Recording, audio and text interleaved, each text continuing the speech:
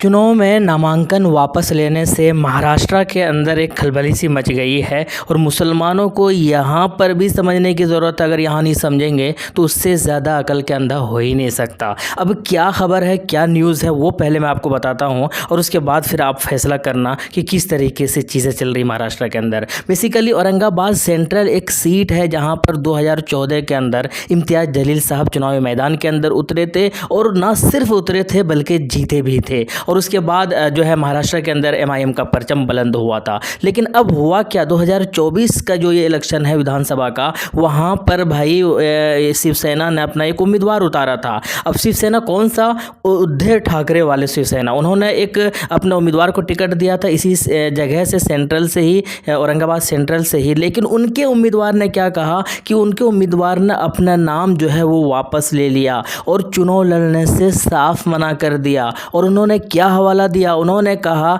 कि हमारे चुनाव लड़ने से जो है हिंदू वोटों का बंटवारा होगा, बंटवारा हो जाता है, पहले भी हुआ है 2014 के अंदर, और इससे एआईएमआईएम जीत जाती है और हम नहीं चाहते हैं कि एएमएम पार्टी जीते, इसीलिए हम चुनाव से जो है अपना नाम वापस लेते हैं। ये देखिए, ये एक चीज़ है किस तरीके से वो लोग पॉलिटिक्स कर रहे हैं।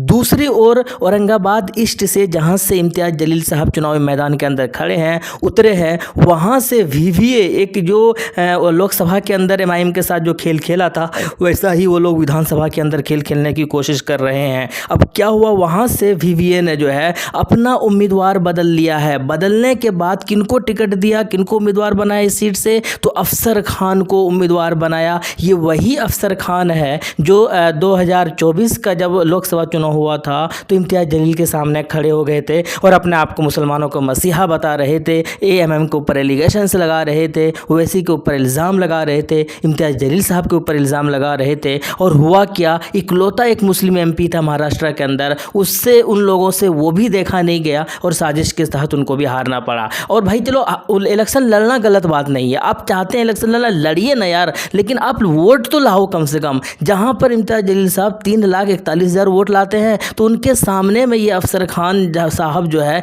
ये 70,000 भी वोट नहीं ला पाते। आप सोचिए किस तरीके से साजिश कर रहे हैं, ये किस तरीके से काम कर रहे हैं, सिर्फ खेल बिगाड़ने का काम कर रहे हैं ये लोग। आपके अंदर अगर दम है और लोगों को लगे कि आप जीत सकते हैं तो एएमएम खुद ही बैठ जाएंगे, आपको आगे बढ़ा देंगे। यही चीज़ किया था 2019 के अंदर। 2019 के अंदर भी यही किया था कि भाई अबू आसिम आदमी के सामने एमआईएम ने अपना उम्मीदवार भी नहीं दिया था, इस वजह से ताकि मुस्लिम क़यादत मजबूत हो, मुस्लिम एमएलए जीत कर जो है जाए विधानसभा। और इसी वजह से एमआईएम ने अपने जो है उम्मीदवारों को खड़ा नहीं किया था अबू आसिम आदमी के सामने, और बल्कि ये कहा था कि भाई हम चाहते हैं कि वो जीते। लेकिन इस बार क्या किया कि अबू आसिम आदमी खुद जो है एमआईएम के खिलाफ हो गए, उन्हीं के खिलाफ बोलते जा रहे हैं, उन्हीं के खिलाफ अपना उम्मीदवार खड़ा कर देते हैं, उन्हीं की जगह पर जहाँ पर एमआईएम के जीते हुए एमएलए हैं वहाँ पर जाकर ये लोग सभा करते हैं, वहाँ पर अखिलेश यादव तक आ जाते हैं, वहाँ पर जाकर कन्वेंस करते हैं, उनको हराने की कोशिश करते हैं। अरे यार, इतना सारे विधानसभा सीट है 288, आप उन्हीं के पीछे पड़े हुए हो। और फिर हुआ क्या, 2014 के अंदर क्या हुआ था, 2014 के अंदर अबू आसिम आदमी की सीट से जो है एमआईएम ने अपना एक उम्मीदवार उतारा था। और उस वक्त पहली बार चुनावी मैदान के अंदर थी एमआईएम पार्टी, अल्ताफ काजी साहब को टिकट दिया था एमआईएम ने इसी जगह से। मानखुर्द की अगर हम बात कर रहे हैं, शिवाजी नगर की बात कर रहे हैं, जहाँ से अबू आसिम आदमी चुनाव लड़ते हैं, वहाँ से एमआईएम पार्टी 5,000 के आसपास, 4500 के आसपास वोट लाती है। और फिर अबू आसिम जीत तो जाती है, लेकिन जीत और हार का अंतर जो है मात्र 3.21% मार्जिन, बहुत कम मार्जिन से जीतते हैं। लेकिन जब 2019 के अंदर ये अबू आसिम आदमी इसी जो सीट से चुनाव लड़ते हैं और एमआईएम अपना उम्मीदवार नहीं उतारती है, तो उस वक्त जो है इनकी जीत जो है 3% से बढ़कर 8.55% विन मार्जिन हो जाता है। आप समझिए कितना ज़्यादा डिफरेंस, लगभग 25-30 हज़ार के आसपास का डिफरेंस हो जाता है वोटों का। तो इससे साफ पता चलता है कि कितना फ़ायदा और नुकसान होता है। लेकिन ये अबू आसिम आदमी अपना छोड़कर एमआईएम के पीछे पड़ा हुआ है, उन्हीं के ऊपर इल्ज़ाम लगा रहा है, उनके साथ गठबंधन नहीं करने के ऊपर तुल गए थे कि एमवीए के अंदर एमआईएम को नहीं लेना है तो नहीं लेना है, चाहे जो भी हो जाए। वो ऐसी पार्टी है, वो खुद कहते हैं कि जिनको अगर मुसलमानों की क़यादत देखना है तो पाकिस्तान चल जाओ। यार अजीब हाल हो भाई, मतलब समझ से परे हैं। तो अब इस बार जो है एमआईएम ने उनके सामने उम्मीदवार उतार दिया है, उनके सामने उम्मीदवार उतारा है और बड़ा अच्छा उम्मीदवार उतारा है दोस्तों। मानखुर्द शिवाजी नगर से अतीक अहमद साहब को टिकट दिया गया है और याद रखना कि ये बहुत सारे वोट लाने वाले हैं। ये एक जिम्मेदार आदमी है, एक अच्छा इंसान है, गजब का पर्सनालिटी है, बहुत अच्छे काम भी करते हुए आ रहे हैं। मैं बहुत सारे लोगों को तालीम इन्होंने दिया है फ्री में, तो इस मैं यकीन के साथ कहता हूँ बहुत सारे वोट लाने वाले हैं और इस बार जो है ये साहब अबू आसिम आज़मी जीत भी जाएगा ना तो बहुत बड़ी बात होगी। ये खुद अपना सीट नहीं बचा पाएगा, दूसरी बातों को तो लेकर भाड़ में जाओ। खैर, इसके अलावा बाइकला से है, बाइकला से भी जो है वहाँ पर इस बार फयाज साहब को टिकट दिया महम पार्टी ने, वहाँ से भी जीत सकती थी, जीतने की उम्मीद भी थी और जीतेगी भी शायद, लेकिन वहाँ से भी जो है भाई एक फहाद मुजाहिद आलम को मुजाहिद खान को जो है वो वंचित बहुजन अघाड़ी ने टिकट दे दिया, मुस्लिम उम्मीदवार उतार दिया।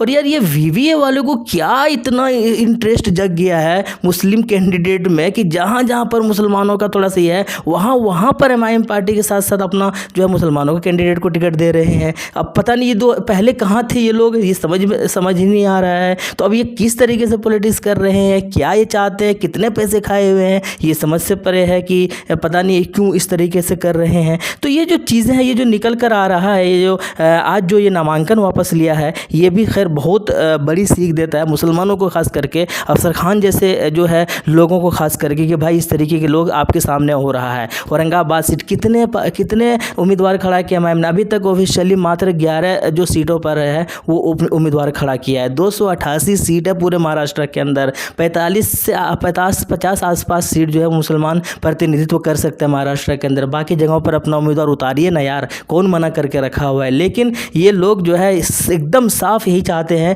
कि इनका जो सियासी क़यादत है, इनका जो पॉलिटिक्स है वो भाई आगे नहीं बढ़ना चाहिए, वो मजबूत नहीं होना चाहिए, ख़त्म हो जाना चाहिए। मुस्लिम को जो है, मुस्लिम वोटरों को जो है लावारिस बना देना चाहिए, जो ताकि जो है इनके पास मजबूरी में ये लोग सिर्फ हमें ही वोट कर सकें। अगर ये लोग एमआईएम मजबूत हो जाएंगे तो फिर इनके पास ऑप्शंस हो जाएगा और ये लोग हमें लात मार कर इनके साथ जुड़ जाएंगे और ये इनके लिए काम करेंगे। तो आप समझ, इस तरीके का पॉलिटिक्स हो रहा है। अब यही नहीं, एक साहब थे अब्दुल गफ़ार कादरी साहब, ये औरंगाबाद जो है ईस्ट से चुनाव लड़ते थे, पहले 2 बार चुनाव लड़े, एक बार 60,000 आसपास वोट लेकर आए, एक बार 80,000 पिछले चुनाव में लेकर आए, जीत नहीं पाए और यहाँ पर दोनों बार जो है बीजेपी की जीत हुई। तो इस बार एमआईएम के ने ये फैसला किया कि इनको टिकट नहीं दिया जाना है। अब भाई इनको टिकट नहीं मिल रहा है तो ये इस तरीके से नाराज़ हुए, इस तरीके से ये हुए कि इन्होंने पार्टी छोड़ दी, इन्होंने पद छोड़ दिया और कहाँ गए, पहले कांग्रेस से टिकट लेने के फिराक में थे, फिर इधर उधर जो है दौड़ते धूपते रहे, लेकिन इनको लगा कि 80,000 वोट लेकर आए हैं तो हमको ही टिकट मिलेगा। लेकिन फाइनली क्या हुआ, ये सपा में जाके ज्वाइन कर लिए,